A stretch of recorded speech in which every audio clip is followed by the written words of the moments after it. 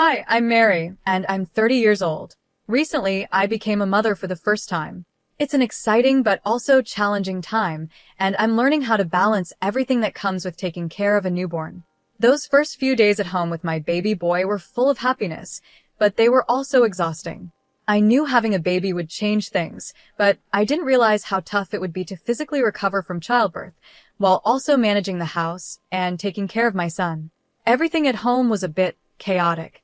Laundry was piling up, and the dishes were often left in the sink for longer than I wanted. It was hard to find a moment for myself, and I was constantly running around, trying to meet my baby's needs. One afternoon, while I was attempting to calm my crying son, the doorbell rang unexpectedly. I wasn't expecting anyone, so I was surprised to find my mother-in-law, Janet, standing at the door. She walked into our living room, and I could see her eyes moving over the mess, the toys scattered around, the clutter, and the unwashed dishes in the kitchen. It wasn't exactly the way I wanted her to see our home, but I hadn't had a chance to tidy up. Janet looked at me, and I could sense a mix of worry and judgment in her eyes. "I thought I'd come by to check on you," Janet said as she carefully stepped over a baby toy on the floor. "Jerry mentioned you might need some help." "Thanks, Janet," I replied, trying my best to sound calm even though I was feeling overwhelmed. "Things are a bit crazy right now, but we're managing." Janet didn't seem convinced.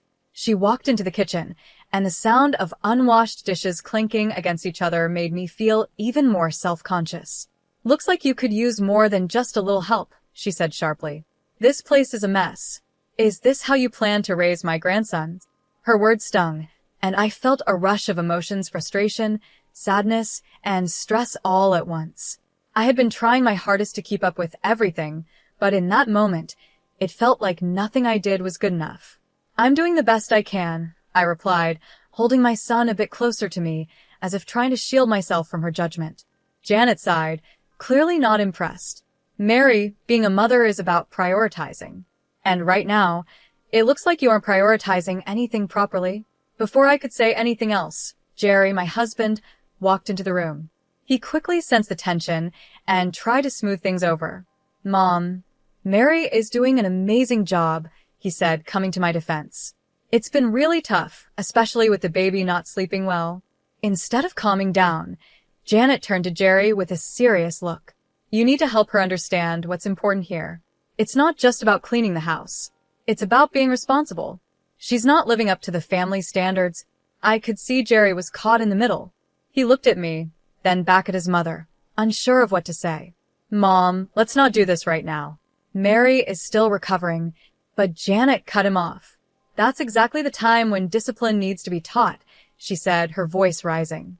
"If she learns to manage things now, she'll be better off in the future. You can't be too easy on her, Jerry." I was stunned when Jerry hesitated and then finally said, "Maybe you're right, Mom. Maybe Sophie does need to learn the hard way." Hearing those words from my husband felt like a punch to the gut. I couldn't believe he would side with his mother, especially when he had seen how hard I was trying. Janet gave a firm nod, as if she had won the argument. She pushed Jerry toward me, saying, "Show her that this kind of behavior can't be tolerated." In that moment, I felt completely overwhelmed. It wasn't just the physical exhaustion or the mess around the house, it was the feeling of being judged and misunderstood by the people who were supposed to support me. Motherhood was already hard, and I was doing my best, but it felt like nothing was enough for Janet. That day made me realize how important it is to have a support system that understands what new mothers go through. It's not just about keeping the house clean or meeting family standards. It's about doing your best, even when things feel overwhelming, and having people who lift you up instead of tearing you down. I barely had time to react before Jerry's hand struck my cheek. The sound echoed through the room, loud and shocking.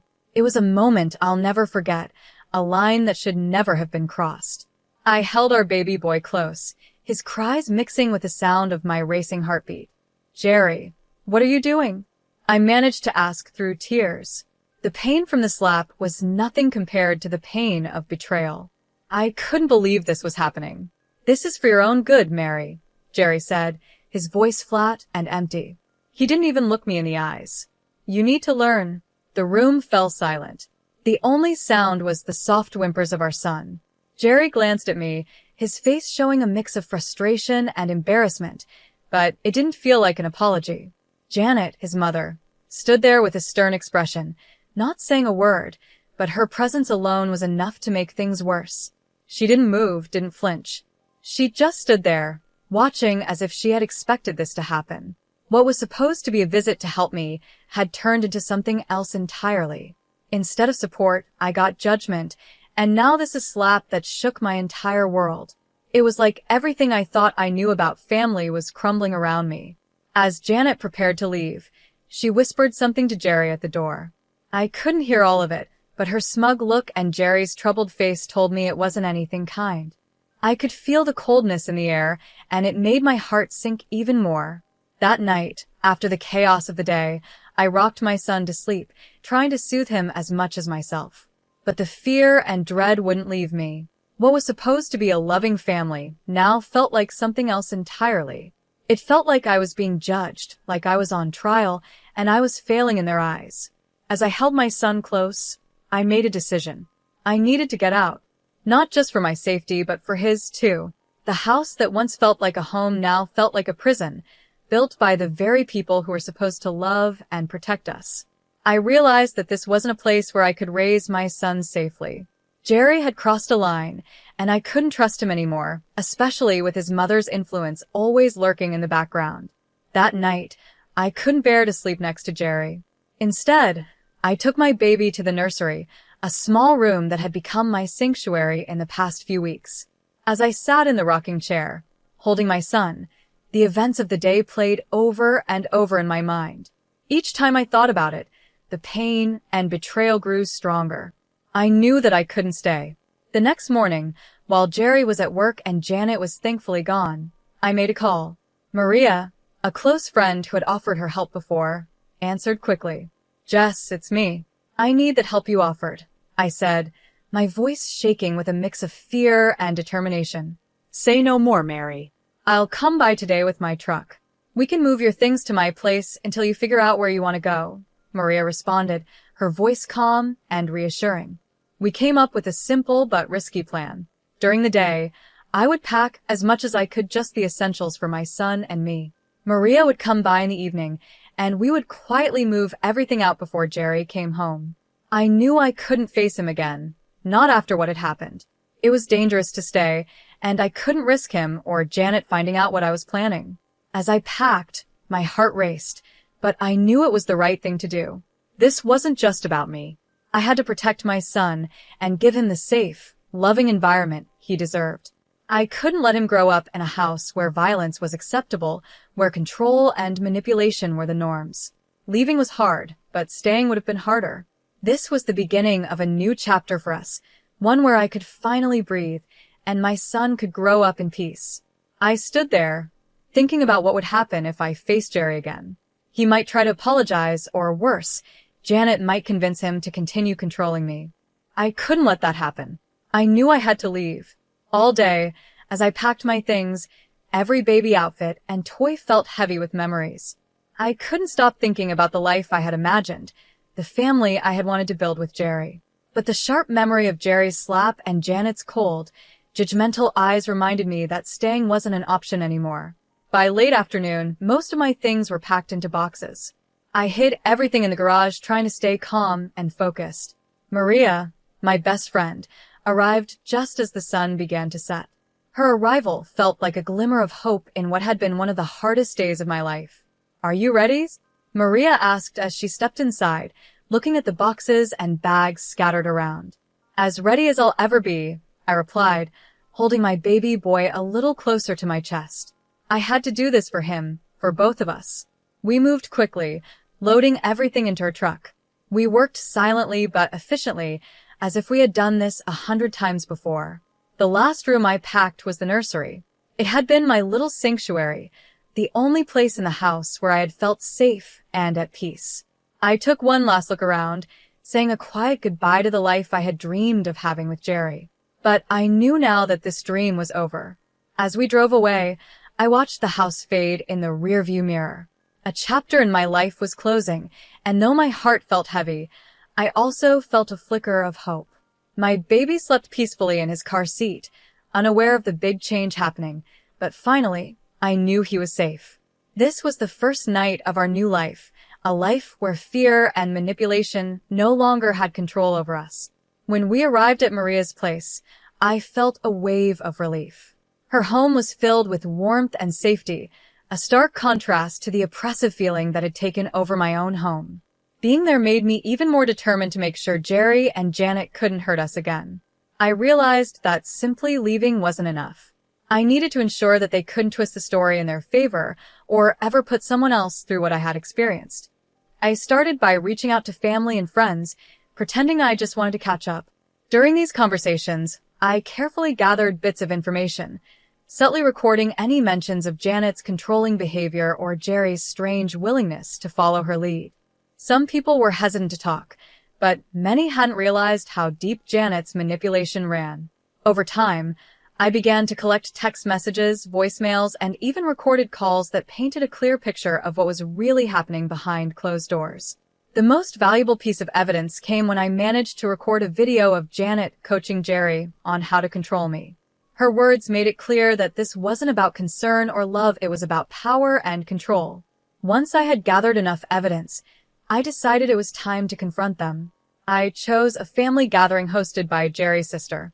It was a neutral place with plenty of family members present. Some of them had already hinted that they were uncomfortable with the way Janet dominated the family, so I hoped this would be the right time and place to reveal the truth. On the day of the gathering, I was nervous. My hands shook and my heart raced, but I knew this had to be done. I arrived with Maria by my side, her support giving me the strength to go through with it. As I walked into the room, I could feel the tension.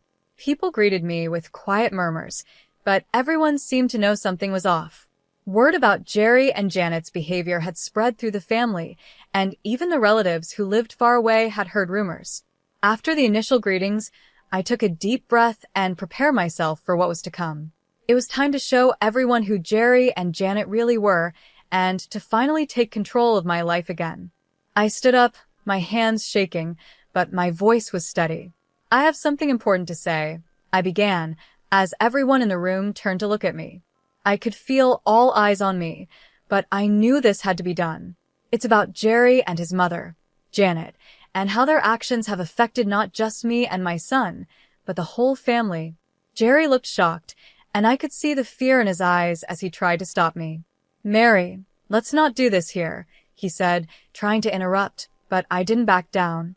"No," I replied, pulling out my phone. "This is not just a personal issue." I connected my phone to the Bluetooth speaker, and the room fell silent. The recordings began to play Janet's cold, controlling voice telling Jerry how to handle me, and Jerry's hesitant agreements.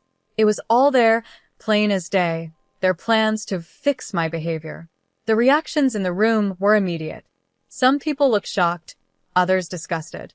Jerry's aunt, who had always been kind to me, looked heartbroken. She turned to Janet, her voice shaking. "Is this true, Janet?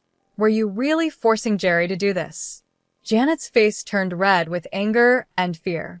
"These are taken out of context," she snapped, trying to defend herself. But it was too late. Jerry's cousin, who had been quietly observing until now, stood up. "No, they aren't out of context. We've seen signs of this for years, but we didn't want to believe it." That moment changed everything. Family members began to speak up, sharing their own experiences with Janet's controlling ways. Slowly, a picture emerged of a woman who had manipulated her family for years, hiding behind the role of a caring mother.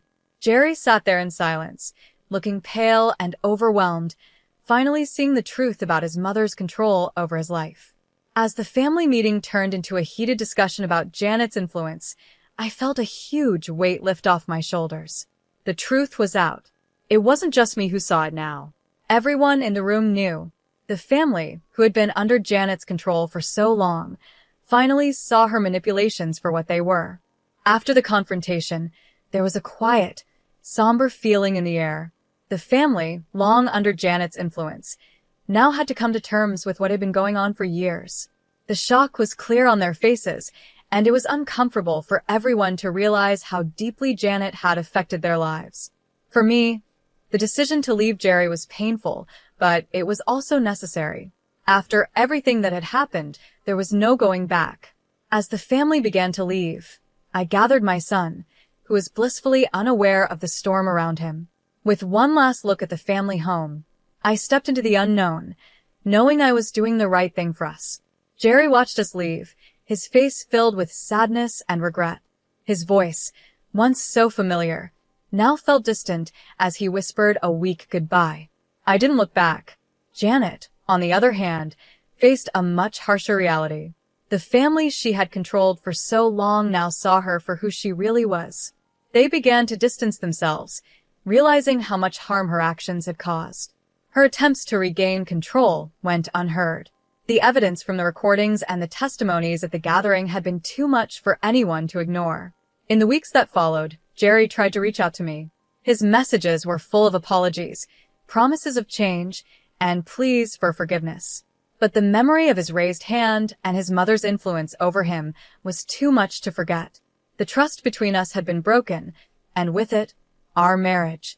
I knew then that this was the end of one chapter and the beginning of a new one. I wasn't just leaving a bad situation, I was starting a new life, one where I could be free from control and fear and focus on raising my son in a safe, loving environment.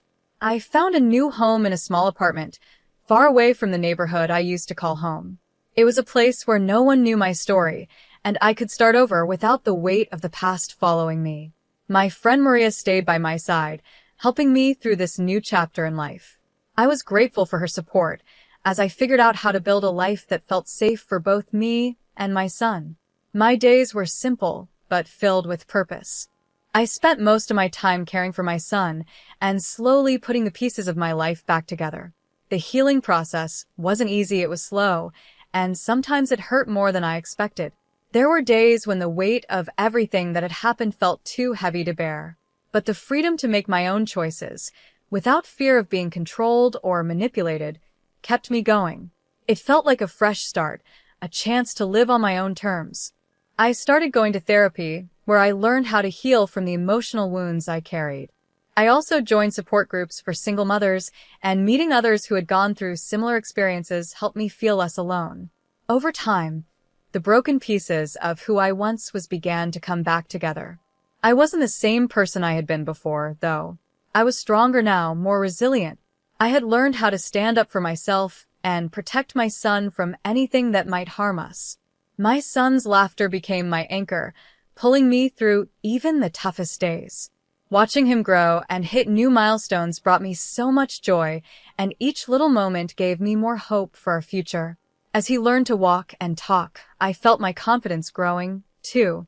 I was learning how to be a mother, how to build a safe and loving home, and how to live a life that was free from fear. Months passed, and before I knew it, a year had gone by. One evening, after putting my son to bed, I sat down in our cozy living room. It was filled with his drawings and toys, signs of the happy life we were building together. I couldn't help but think about how far we had come. The pain of the past was still there, like a shadow, but it wasn't as overwhelming as it had once been. The light of new beginnings was brighter, and the support of friends like Maria and the unconditional love of my son gave me strength. That night, as I sipped a cup of tea, I realized I was finally ready to share my story. I started a blog, a space where I could write about what I had been through. It wasn't just for me. It was also for others who might be going through similar struggles. I wanted to connect with people who were facing manipulation or abuse and let them know they weren't alone. Every blog post I wrote was a step away from the victim I used to be and a step closer to becoming someone who could help others. As I reflected on my journey, I realized I had grown into an advocate. I had found my voice, and I was using it to speak out against the kind of control and manipulation I had once lived under. My story was one of resilience, of finding strength in the face of hardship. Now, as I conclude my story, I want to leave you with a question to think about. Do you believe it's possible to fully break free from the control of a manipulative family? Or do the effects of those relationships stay with us forever? I'd love to hear your thoughts and experiences in the comments. Let's keep this conversation going and support one another.